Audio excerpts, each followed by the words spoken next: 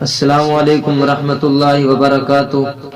خالد محمود ضیاء پوچھتے ہیں کہ مفتی صاحب، ایک شخص نے مجھے کہا کہ نومبر میں مجھے 5 من گندم دے دو، میں آپ کو جون میں 5 من گندم واپس کر دوں گا، تو کیا گندم اس طرح ادھار دینا جائز ہے؟ اس کے بارے میں ہماری رہنمائی فرما دیں۔ وعلیکم السلام ورحمۃ اللہ وبرکاتہ۔ جناب محترم، گندم کے بدلے گندم ادھار لینا اور دینا جائز ہے، بشرطے کہ ادھار لی گئی گندم کی مقدار معلوم و متعین ہو اور اتنی ہی گندم واپس کی جائے جتنی لی تھی۔ اندازے سے گندم کی ادھار کا لین دین جائز نہیں ہے۔ صورت مسئولہ میں گندم کی مقدار 5 من کی صورت میں متعین ہے، لہذا جو معاملہ آپ نے ادھار کا کیا ہے یہ بھی جائز ہے۔ واللہ تعالی اعلم بالصواب۔